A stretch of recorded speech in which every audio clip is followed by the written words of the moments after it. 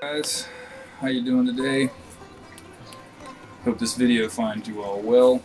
It's been a while since we did an update here at JB's World, so I thought I would go ahead and throw something on there to keep the tension held. First, wanted to make a comment on Lock and Load's video, his most recent one, talking about the differences between revolution and restoration. And I had already PM'd him about this, and he agrees with me. But I had mentioned to him that he had mentioned that we needed to completely go back to the Constitution and expunge all of the amendments from the Constitution. And I pointed out that there are several amendments that I don't think we can do without. I mean, civil rights movement, although in my mind, I'm born in the South. I find myself thinking that the Civil Rights Act is maybe not needed as much in my mind, but I can't speak for all the crazy crackpots out there in the South who still have racist tendencies. So, striking the Civil Rights Act from the Constitution, striking the Posse Comitatus Act, which states that you can't have military members of the military policing streets and such. I mean, there's a couple different things in there that need to stay. And I wasn't disagreeing with him wholeheartedly or anything like that, but I just thought I would mention that. Second of all, as you notice in some of my videos, I've had trouble with my AK-47 jamming, and people have posted things like, "Damn, what's wrong with your AK? I mean, AKs don't jam." And although I tend to agree with them, for this particular instance, I'm going to show you exactly what my thoughts are on why this thing is messing up. What you have here is your standard AK-47. You've seen it before in my videos. It's a DPH hand milled receiver made right here in Snow Camp, North Carolina. It's all Romanian insides, so, American barrel and such, but there's nothing special about it. It's got the Tapco furniture on it and all that good shit. But the main reason I think this thing is misfunctioning lies within this pin right here, which is connected to the actual spring of the gun inside of the dust cover here. I'm going to demonstrate how mine is not functioning correctly. Normally, on most videos I've seen on YouTube, you just press this little button right here, Bob's your uncle, shit pops off. My AK-47, that's pushed completely past the point, and I got nothing. I got no release, so I've actually got to shove it in there as hard as I can and then pop it off. So I think that this actual, where this sits right here on the tensioner, when they did their minor alterations to the hardware, they must not have filed this down or filed it down too much.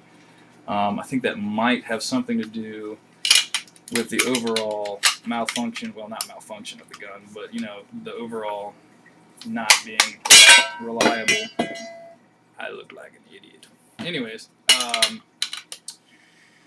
so other than that, I've kind of defended my AK by saying that it's based in the magazines. The only magazines I own for this weapon are the two that came with it, which, from what I can tell, are just stock Eastern Bloc magazines. They've got a rib in the back ridge here.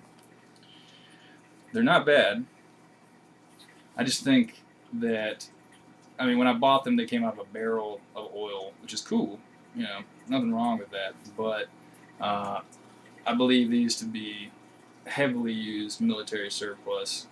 I've taken them apart, and the springs inside of them are sagging at best. So I think that it's a feed issue within my magazines. The only other magazine that I own,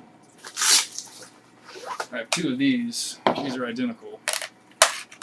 They both have ribbing in the back, all that good jazz. The only other magazine I have, which is what I fire most of the time, is this Tapco polymer magazine. went into my local gun store and asked them if they carried any polymer magazines for the AK-47. They told me no. I went and dug around in their used bin and found it. $8. Can't beat it for $8, but if you look close here, it's got two signatures on it. I believe you can see them right here and right here. This gives your year of manufacture and month of manufacture, and this one was made in 2005. So we're looking at a 5-year-old magazine here. It's fairly beat to shit. So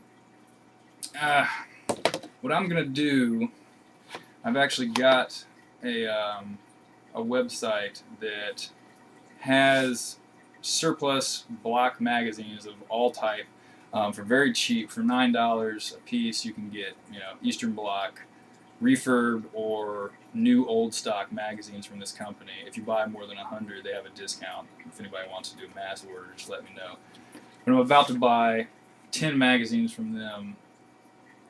I'm going to see if that fixes my problem. I hope it does, because I've contacted DPH and I've got to send my weapon off to get it refurbished if I want it to work correctly as far as the dust guard coming off.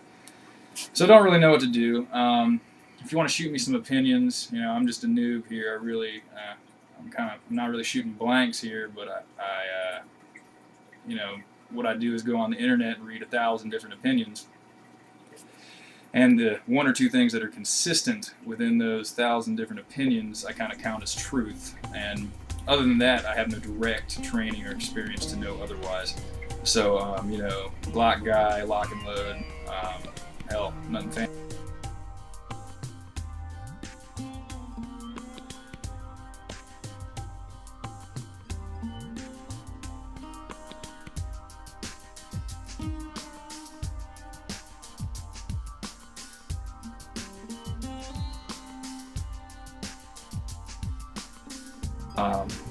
I'd like to get to the bottom of it, but I'll keep you guys posted on how it goes. Other than that, I just wanted to make a quick observation on these magazines. The back pivot point that actually sits in the receiver. Look at the difference here. You see how wide the polymer magazine is compared to the metal magazine? I'm gonna do a little wiggle test real quick, show you the difference in how they seat in my weapon. Polymer magazine wiggles a fair amount. Of course, you know, this is a 5-year-old version of their magazine, so I can't really speak for their new stuff. Metal magazine, way less actual jiggling of the magazine. So I want to go with metal magazines. I don't really think I'm going to buy any more polymer mags. You know, they are thicker, so that in most standard mag pouches you can fit 3 steel mags or 2 polymer mags. Some people say, hey, the weight difference gives you an edge, even though you can't carry as much, all this shit. At the end of the day, I'd rather have bullets than maneuverability as far as overall weight distribution goes. But I'd like to hear your opinions on that as well. Feel free to send me a PM, do a video response. Let's see if we can get a good conversation going, and we'll see if we can figure this thing out. This is Philbert PK, signing off.